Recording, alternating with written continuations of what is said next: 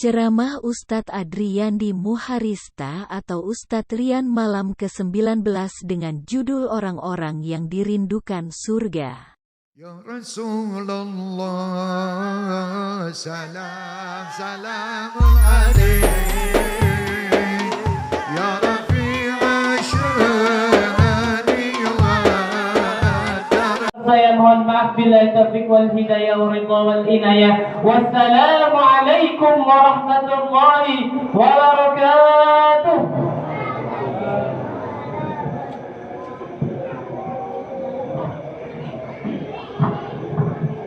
Tausiah yang akan disampaikan oleh Al-Ustadz Adriyandi. Kepada Al-Ustadz, waktu dan tempat kami persilakan dengan segala hormat.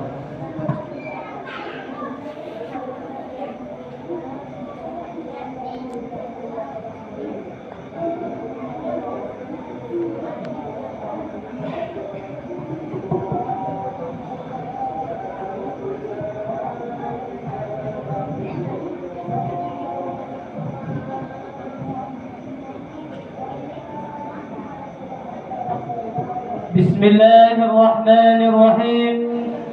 Assalamualaikum warahmatullahi wabarakatuh. Waalaikumsalam warahmatullahi wabarakatuh. Alhamdulillahilladzi ja'ala syahra ramadhana syahrus siyam syahrul mubarak. أنزل الله تعالى فيه القرآن هدى للناس وبينات من الهدى والفرقان. أشهد أن لا إله إلا الله وحده لا شريك له وأشهد أن محمدا عبده ورسوله وصفي خلقه أجمعين. أما بعد. Bapak-bapak jamaah Masjid Raya Ali Umar pada malam hari ini, apa kabarnya? Apakah sehat? Alhamdulillah. Alhamdulillah. Ibu-ibu, bagaimana kabarnya pada malam hari ini? Apakah sehat? Alhamdulillah. Masih semangat Bu untuk sholat tarawih selanjutnya? Insya Allah.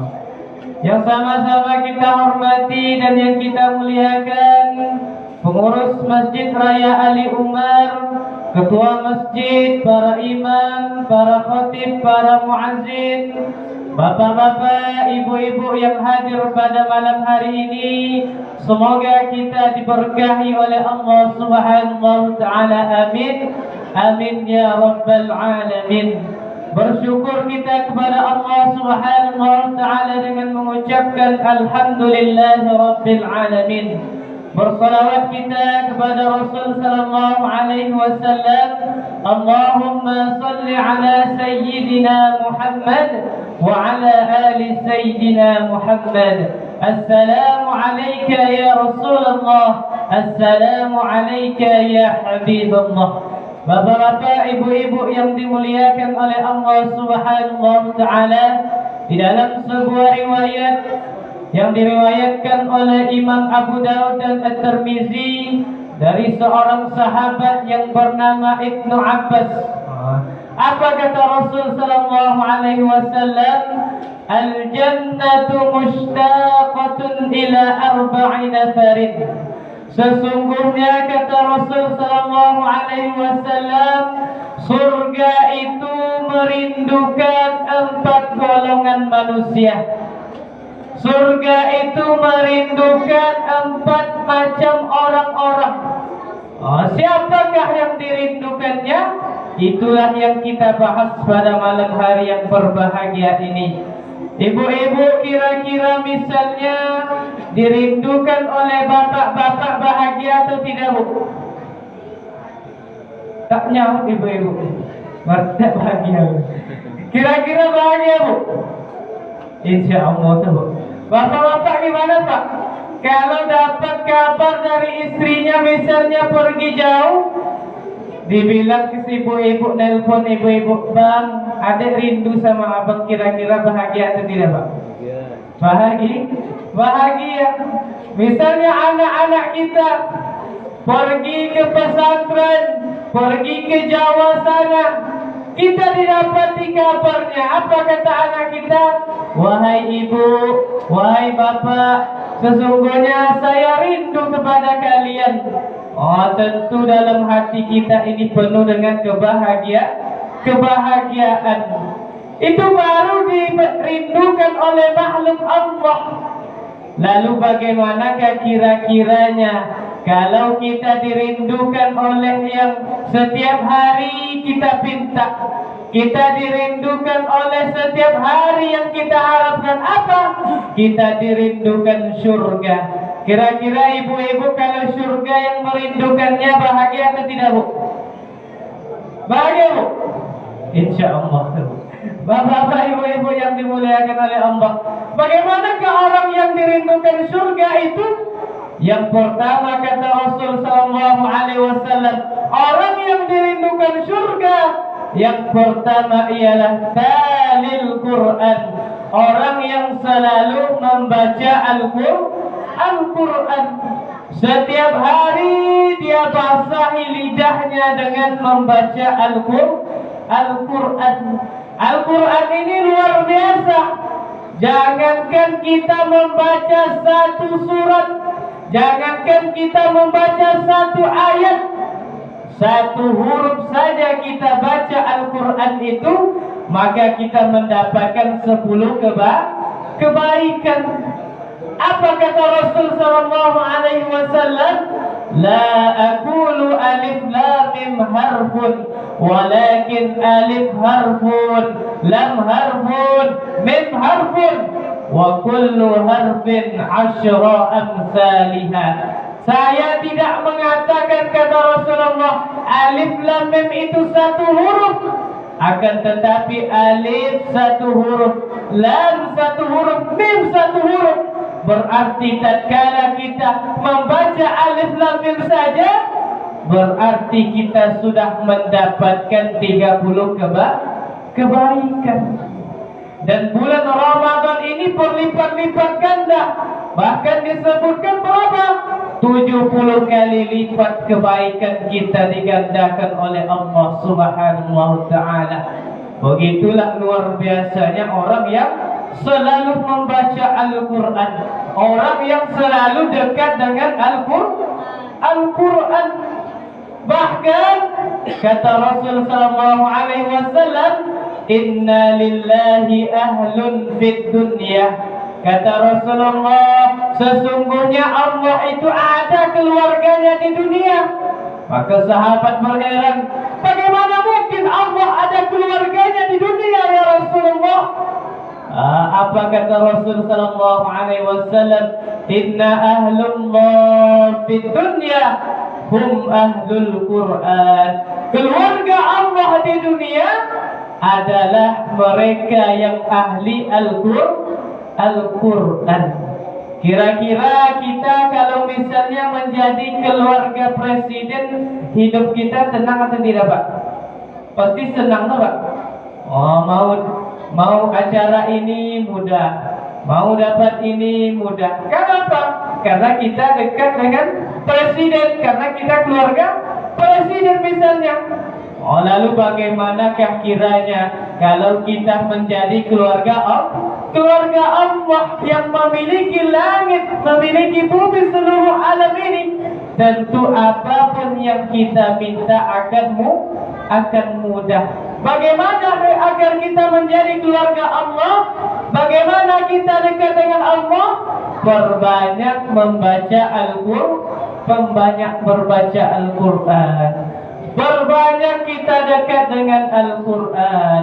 Kalau ada anak-anak kita masukkan di pondok tahfiz misalnya, kita masukkan ke pondok pesantren.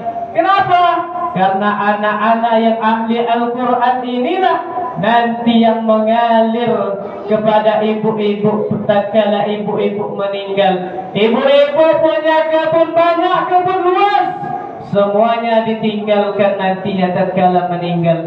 Ibu-ibu punya mobil mewah, semua itu akan ditinggalkan. Maka aset terbaik adalah anak-anak yang soleh.